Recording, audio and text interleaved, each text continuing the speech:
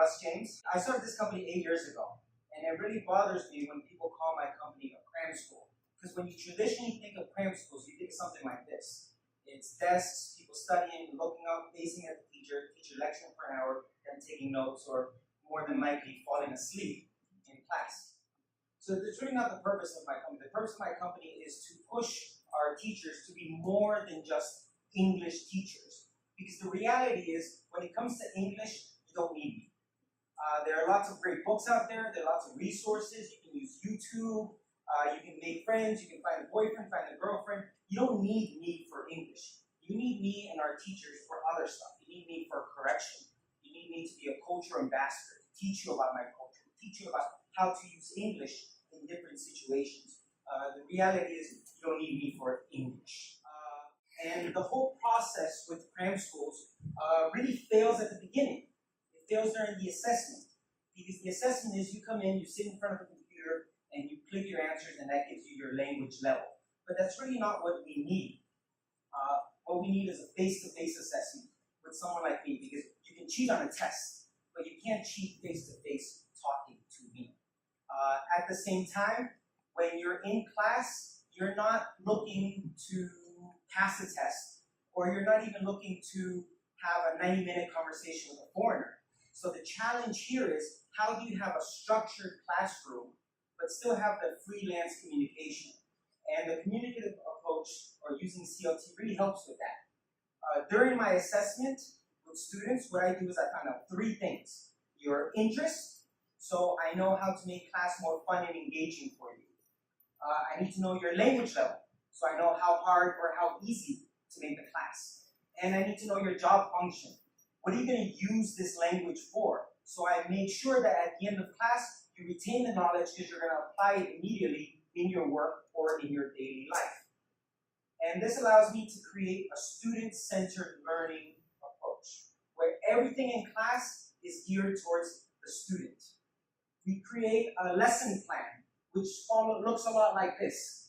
This is one class that I had in Kaohsiung called Kaohsiung Happy, because they're a very happy group. And if you notice, each circle, each dot, is an objective that they need to make. It's not a grammatical point, it's not grammar, it doesn't even follow traditional grammar standards or grammar patterns. What I do is I give them an objective. And at the end of class, the objective is, can you complete this? Right? As a student, the challenge is, can I do this? As a teacher, the challenge is, can my students do this? So I've succeeded teaching this class if my students are able to do this objective that I gave them. In the green, I have different rounds, a challenge round. Challenge allows me to really test and reassess the student. A traditional book or a traditional TOEFL class will have a structure, but it won't allow change in the classroom. For us, we're able to do that. For example, if you get a driver's license, I'm able to substitute a class and they're teaching you how to drive in the United States. Driving in Taiwan, driving in the US is completely different. If you get married, let's do a class on keeping your wife happy, right? Or you quit your job, let's do a class on job interviews. We have thousands of classes that we can just mix and jumble at any time, which allows us to create a custom book for each individual person. The custom book, again, is the exact same like our thoughts. It's created different things. As you can see, we have a custom book for 7-Eleven, teaching you how to shop in the services applied at 7-Eleven. Your school experiences, university locations. We tailor it to each individual student, because what you're learning and what you're learning and what you're learning, your field is completely different.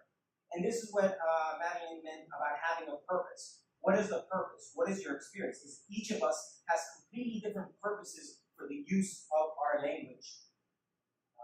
The other thing is, back on this purpose, is what are you going to use this language for? Is it for school, for work, for travel?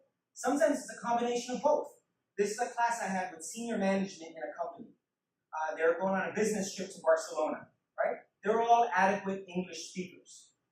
They can have a great conversation, they can present, they can have conference calls, all of this stuff. But being in Barcelona, I knew for a fact that they're going to have to hug and kiss their colleagues, because that's something that happens there. Here we are practicing that, making sure there's variety in their language. It isn't just, can I pass the test, but can I do a variety of different objectives? when riding the MRT, or when you meet a foreigner and he asks you, how are you? Does he say, hey, how are you? A, good. B, fine, thank you. C, okay. D, none of the above? No, right? Foreigners don't do that. They just say, how are you? And you have to answer. And everyone answers me, fine, thank you, and you. I instantly end the conversation. This conversation is going to be very boring for me because you sound like an English book. You sound like every other person. For the past 11 years in Taiwan, everyone has said, hi, how are you? My name is, fine, thank you, and you. Where are you from? How long have you been in Taiwan? Oh, really? Same boring conversation. I have it a million times a day. I don't want that conversation anymore. You need to be able to produce language in a variety of formats. So now I'm going to talk about my Chinese. 我的中文是真的不好，真的是不好。但是我可以吃夜市，我可以买东西，我可以吃东西，我可以交朋友，我可以聊天跟我的工作，我可以做很多，很多我不能做。I can maintain communication in what I need. If I go to the hospital, can I have that conversation? No, I bring someone to help me because that's not my everyday use of the language. My everyday use of the language is something I can do. Finally, I want to end with power because this is really the goal of my company. It starts with professional. Can we keep language learning in a professional manner? Can we cover all aspects? Open-minded. Can we be open-minded about English? Because the traditional way of learning is not always the case. Previously, in previous generations, they start studying English in junior high school, right? But now they can't do many things in English because if I meet them, they have trouble maintaining a conversation with me. They can get high TOEIC scores, but they can't maintain a conversation with me. The newer generation now, they start studying English even lower in elementary school. What has happened? Well, the results are that we fell out of the top 10 countries in Asia that can speak English. We're 11th now. We're behind Hong Kong, Indonesia, Vietnam, Japan, China. Why?